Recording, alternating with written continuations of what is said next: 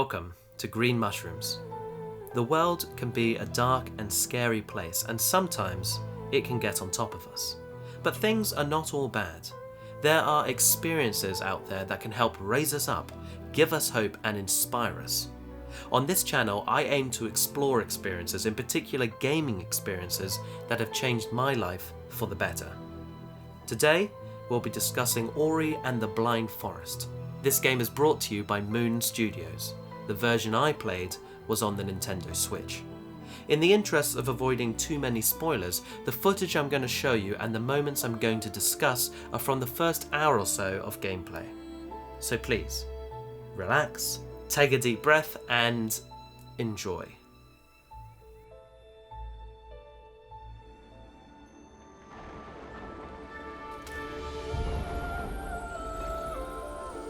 In this game, you play as a small light spirit called Ori. You become separated from your family during a violent storm and are blown away to another part of the forest. Here, you are adopted by a kind-hearted creature named Naru. Naru raises you as her own, and in the opening cutscene, you see flashes of your life together, picking fruit and building bridges. Good, wholesome fun. Ori and Naru live happily together until some mysterious cataclysmic event causes the forest to wither and die.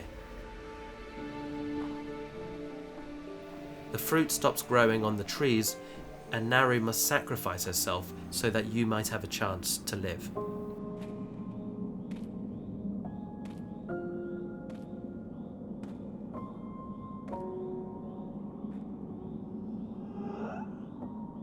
After only a few minutes of starting the game, I was already fully invested in this story, these characters, and this world.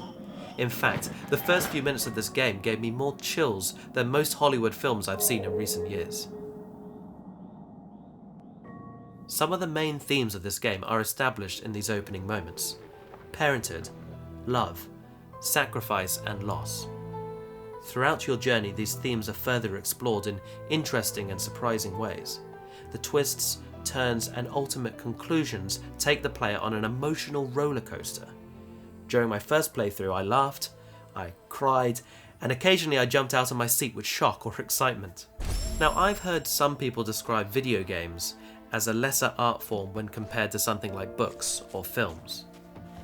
I would challenge those people to play this game, because this story is a truly enriching experience.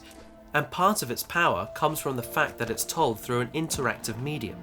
You are Ori, and the story can't move forward without you. You are sent on a quest to save the forest, and it isn't easy.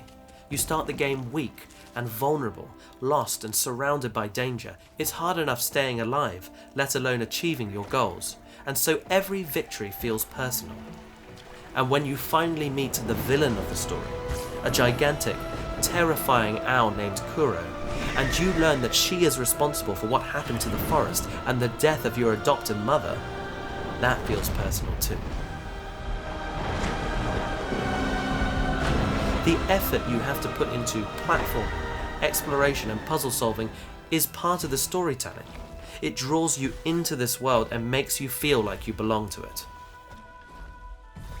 Another major theme of the game is introduced fairly early on, and that's polarization, a topic that seems more and more relevant in today's world. You see, in this forest there are two opposing forces, creatures of light and creatures of darkness. Kuro is a creature of darkness, and when you first meet her, it's fairly clear she doesn't like you very much. In fact, she tries to kill you in a seemingly cruel and unprovoked attack. And as the player, you don't like her very much either. She's mean, scary looking, and repeatedly tries to kill you. She's the bad guy. And in many video games, that would be enough as far as characters are concerned. You have your good guy and your bad guy, you jump over a few platforms, and you rescue the princess. But Ori's story goes deeper, and this is first evident when you meet another creature of darkness called Gummo. Now, at first glance, Gummo is a bit of a spidery git. He steals a MacGuffin that you need to help save the forest, and then he drops you into a pit of doom. And when you finally find your way out of the hole, he throws rocks at you, only to get stuck under one himself. And while the player might be thinking, serves you right, Gummo, Ori decides to show kindness.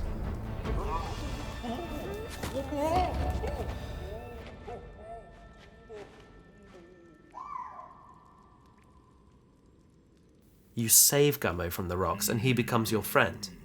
It's at this point you realise that Ori is a parable, a modern-day fairy tale. Now, I know that any story that tries to teach you things risks coming across as patronising and annoying. But Ori and the Blind Forest is presented in such a charming and intelligent way that it comes across completely genuine, and I love it. In the interest of avoiding spoilers, I won't go into the rest of the story. All I will say is that the deceptively simple animation conveys a narrative that is deep, thought-provoking, and heart-wrenching. The whole thing has the emotional depth of a good Pixar film, and it is definitely worth experiencing for yourself. There are a couple of other things I'd like to mention.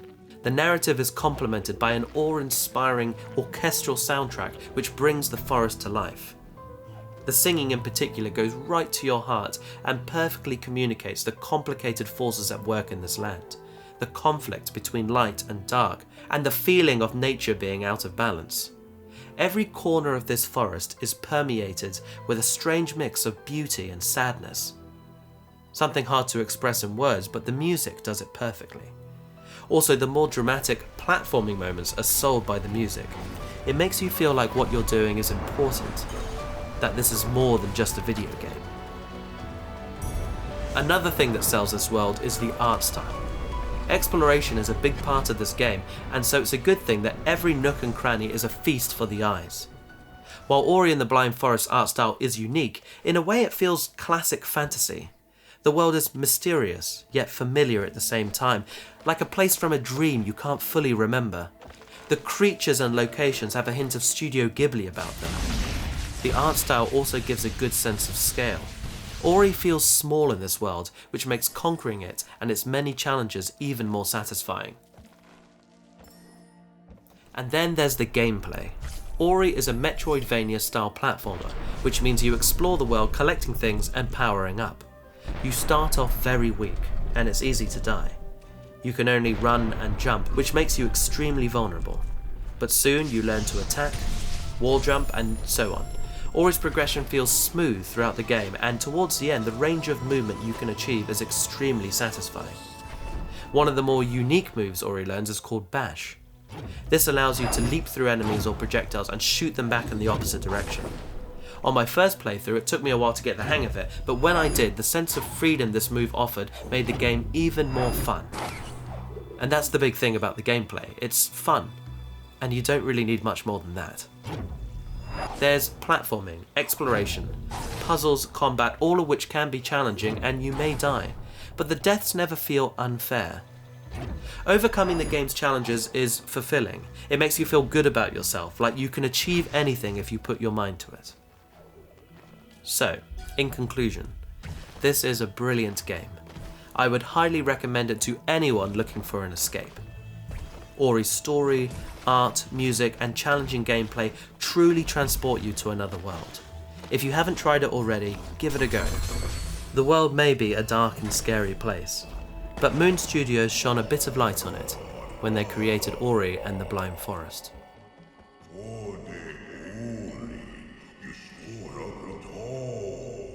This is Green Mushrooms. Thank you for watching this video. Whatever challenges you're facing today, remember to give yourself a break and have some fun, because you deserve it. Until next time, goodbye.